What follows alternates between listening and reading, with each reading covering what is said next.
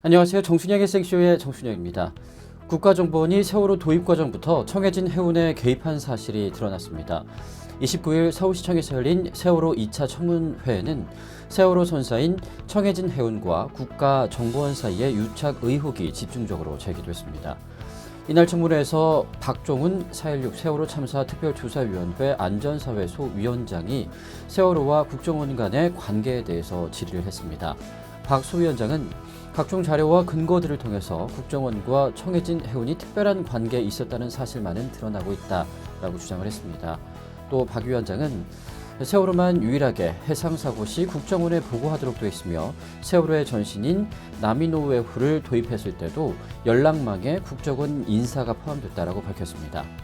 이에 대해서 김재범 청해진 해운 기획관리팀장은 처음 본다, 잘 모르겠다라는 대답으로 일관을 했습니다.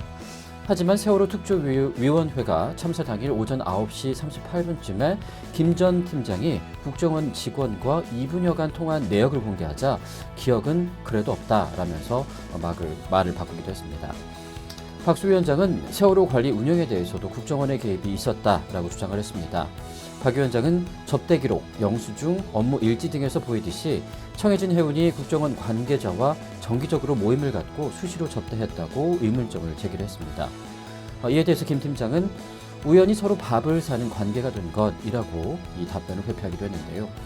세월호 특조위는 이성희 전 청해진 해운 제주지역 본부장의 업무수첩도 이날 공개를 했습니다. 이 전 본부장의 업무수첩에는 세월호 면허나다, 세워라 내워라 1개월간 점검, 괘씸죄가 이런 것인가, 국정원 외 10명 세월호 타고 내려오다, 관광 후 세월호 타고 가다, 또 국정원과 회의, 소름 끼치도록 황당한 일이 등의 내용들이 적혀 있어서 궁금증을 자아내기도 했습니다. 이 전 본부장은 이에 대해서 중국인 무비자 여행객들이 이탈을 하자 선사들의 검문 검색을 강화하고 무단 이탈자를 색출하기 위해서 회의를 한 것이라고 반박을 했습니다. 또 소름 끼치는 황당한 일이 뭐냐라는 질문에는 업무와 관련된 게 아니라 개인적인 일이라고 해명을 하고 나섰습니다. 이렇게 2차 청문회가 진행이 됐지만 딱히 새로운 사실이 발견됐다라고는 좀 말하기 어려운 부분이 많은데요. 여기서 끝날 것이 아니라 세월호 관련된 의혹들이 점점 더욱더 많은 의혹들이 해소가 될 수 있기를 앞으로 기대를 해보겠습니다.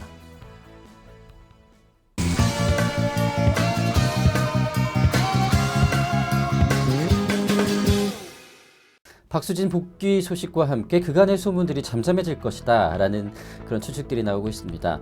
지난 29일 올리브TV 측은 배우 박수진이 신규 프로그램 옥수동 수제자에 출연할 것이다 라고 밝혔는데요. 프로그램 옥수동 수제자는 한식 한상 차리기라는 콘셉트로 한식 요리 연구가인 심연순 선생과 함께 출연할 계획인 것으로 전해졌습니다. 오는 4월 중 첫 촬영이 진행될 예정이고 편성은 아직까지 미정인 것으로 알려지고 있습니다. 박수진이 과거 테이스티로드에서 먹방 여신으로 활약을 한 바가 있기 때문에 또 비슷비슷한 그런 요리 프로그램으로 복귀한다는 소식에 팬들의 기대감도 점차 커지고 있는데요. 또 배우 배용준과의 결혼 이후에 첫 복귀작이기도 해서 그녀의 변화된 분위기가 어떨까에 대한 주목도도 굉장히 높아지고 있습니다.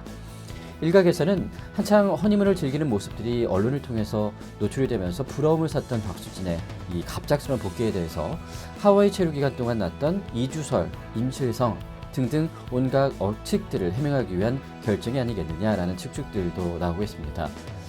배용준과 박수진은 지난 2월 말에 하와이에서 장기 렌트한 것으로 알려진 주택가 인근에서 모습이 포착이 돼서 화제가 된 바가 있었는데요. 언론을 통해서 포착된 배용준과 박수진은 주위 시선을 개의치 않고 아주 평범한 신혼부부처럼 하와이 생활을 만끽하고 있었습니다. 결혼과 동시에 허니문 베이비를 가졌다는 임신설이 퍼지기도 했었는데 하지만 당시 찍혔던 사진 속에서는 아주 날씬한 몸매를 자랑을 해서 단순 소문으로 일축시키기도 했습니다. 또 두 사람의 하와이 이주설은 현재 별장형 저택을 구입했다는 사실과 함께 신빙성을 더한 바가 있었는데요. 현재까지는 저택을 구입한 사실이 정확하게 확인된 것은 아니지만 가능성만은 여전히 남아있는 상태입니다. 한편 박수진은 결혼 전 하와이에서 화보 촬영을 진행한 뒤에 SNS를 통해서 곧 다시 오겠다라면서 이 방송에 대한 애착을 드러낸 바가 있었습니다. 결혼 후에 복귀한 박수진의 먹방 프로그램이 새로워진 그녀의 분위기와 함께 시너지 효과를 내면서 차별화된 진행 실력을 보여줄 수 있을지 기대가 모아지고 있습니다.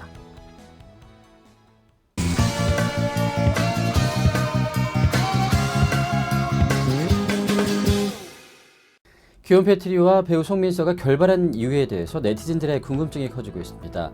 한 연예계 관계자의 말에 따르면 기욤 패트리와 송민서가 최근 결별했다라면서 두 사람은 연인에서 친한 오빠 동생 사이로 남기로 했다라고 밝혔습니다. 기욤 패트리의 소속사 드라마 하우스 앤드 제이 컨텐츠 허브 관계자 역시 30일 둘 사이에 특별한 문제가 있었던 것은 아니다. 송민서는 중국에서 또 기욤 패트리는 한국에서 각자 활동에 집중을 하다 보니 사이가 소원해졌다라고 이별 소식을 전하기도 했습니다. 이렇게 두 사람의 결별 소식이 전해진 이날 두 사람의 SNS에서는 알콩달콩하던 그간의 순간을 찍은 사진들이 모두 삭제가 돼서 더 이상 모습을 찾아볼 수는 없었습니다.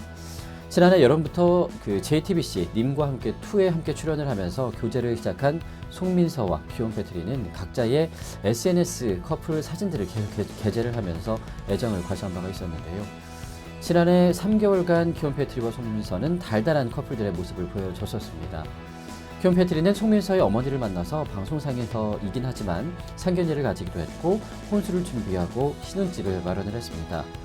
하지만 님과 함께 2 하차를 결정하고 마지막 방송에서는 기욤 패트리는 턱시도를 입고 또 웨딩드레스 차림인 송민서에게 프로포즈를 하기도 했었는데요. 당시에 제작진은 출연 초반부터 기욤이 송민서를 향한 악플에 대해서 걱정을 많이 해왔고 방송 출연을 끝내야겠다라는 결단을 내린 것 같다라면서 하차 이유를 설명하기도 했습니다. 하지만 두 사람의 하차가 좀 더 아쉬운 이유는 그에 앞서서 불거졌던 폭행 시비가 맞물렸기 때문인데요. 지난해 12월 기욤 패트리는 이태원 한 술집에서 폭행 시비가 붙어서 불구속 입건이 된 바가 있었습니다. 외국인과 한국인 사이이긴 했지만 두 사람 참 잘 어울리는 커플이었는데요.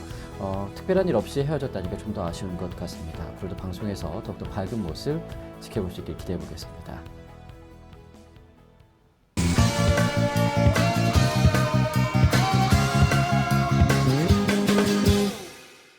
조동만 전 한솔 부회장이 패소했습니다. 30일 대법원 1부는 조동만 전 한솔 부회장이 출국금지 기간을 연장한 처분을 취소해달라라면서 낸 소송에서 원고 패소 판결한 원심을 확정했습니다.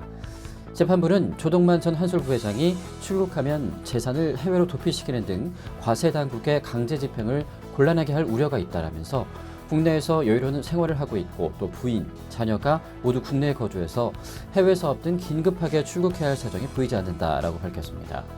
재판부는 또 조 전 부회장이 투자 실패로 재산이 없다면서도 고급 빌라 2채를 터서 만든 집에 살면서 2011년 3월까지 미국과 홍콩, 마카오 등으로 50여 차례 출국해서 500여일을 넘게 보냈다라고 이유를 밝히기도 했습니다. 앞서서 조동빈 전 한솔 부회장은 지난해 2000년 한솔엠닷컴 주식 588만 주를 KT에 양도하고 현금 666억여 원과 또 SK텔레콤 주식 42만 주를 받은 바가 있습니다. 이 과정에서 조동만 전 한솔 부회장은 양도소세 72억 원과 증권거래세 3억여 원을 납부했었는데요. 하지만 이후에 조동만 전 한솔 부회장은 10년 이상 세금과 가산세를 납부하지 않아서 300억 원이 넘는 가산금이 쌓여 있었습니다. 당국이 압류 절차를 통해서 39억 2천여만 원을 받아낸 뒤에도 체납한 세금은 총 709억 원 정도에 달했는데요. 조동만 전 한솔 부회장은 또 2004년부터 84억여 원의 지방세도 내지 않은 것으로 전해졌습니다. 국세청은 조동만 전 부회장이 SK텔레콤 주식 가격을 낮춰서 신고했다면서 추가로 431억여 원을 과세했고 조동만 전 부회장은 과세가 부당하다면서 이 소송을 냈지만 결국 패소한 건데요. 1심과 2심 재판부는 조동만 부회장이 이 과거 출국금지 처분을 받기 전 56차례 출국을 해서 503일간 해외에 머무르는 등 재산 도피 우려가 있다면서 법무부에 손을 들어줬습니다. 조동만 전 부회장은 2014년 11월 모든 재산이 압류돼 있고 생활 기반도 국내에 있어서 세금을 내지 않기 위해 해외로 도피할 우려가 있다고 볼 수 없다라면서 서울행정법원에 출국 금지 기간 연장 처분 취소 소송을 냈지만 패소했습니다. 당시 법무부는 국세청 요청으로 2011년 4월부터 올해 10월까지 조 전 부회장에 대한 출국 금지를 8차례 연장을 했었습니다. 조 전 부회장은 이건희 삼성그룹 회장의 누나인 이인희 한솔그룹 고문의 차남으로 알려졌습니다.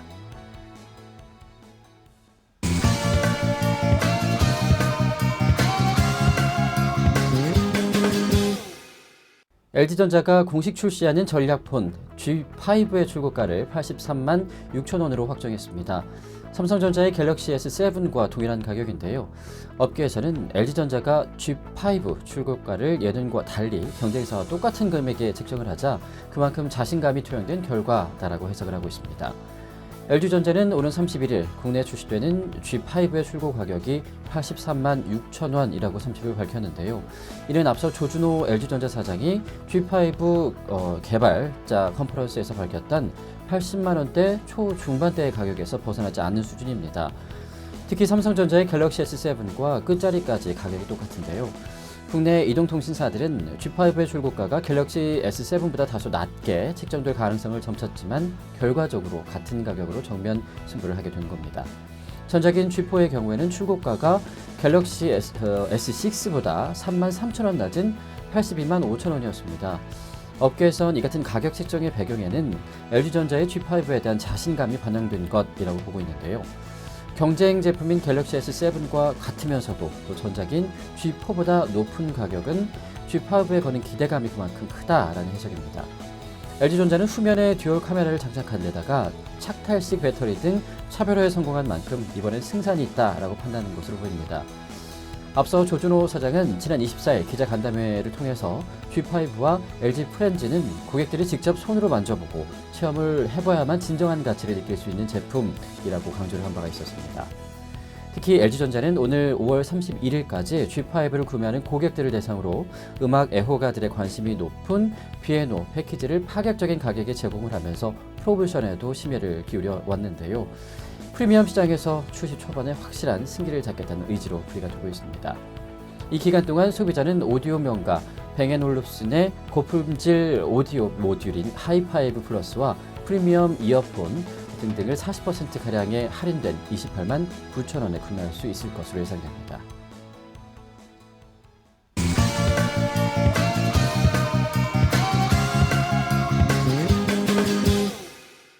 브라질의 축구 황제인 펠레가 삼성전자를 상대로 3천만 달러의 상표권 침해 소송을 제기했습니다. 29일 AP통신 등은 펠레가 삼성전자가 작년 10월 뉴욕타임스에 광고를 게재하면서 자신의 이미지를 부적절하게 사용했다면서 3월 초 시카고 연방법원에 소장을 제출했다고 밝혔습니다. 이 소장에 따르면 삼성전자는 펠레와의 광고 계약 협상이 결렬되고 나서 펠레와 닮은 모델을 자사 광고에 이용을 했는데요. 펠레 측은 삼성이 소비자들에게 혼란을 주고 펠레의 초상권 가치를 훼손했다면서 상표권 침해에 따른 손해배상 3천만 달러를 요구했습니다.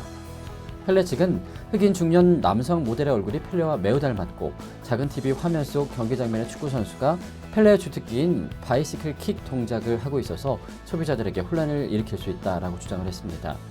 앞서서 미국 프로농구계 NBA 전설로 불리는 마이클 조던은 2009년에 시카고에 기반을 둔 미국 대형 슈퍼마켓 체인 두 곳을 상대로 상표권 침해 소송을 제기하고 시카고 연방법원에서 6년에 걸친 법정 공방을 벌인 끝에 작년 11월 고액의 손해배상 합의를 끌어낸 바가 있습니다.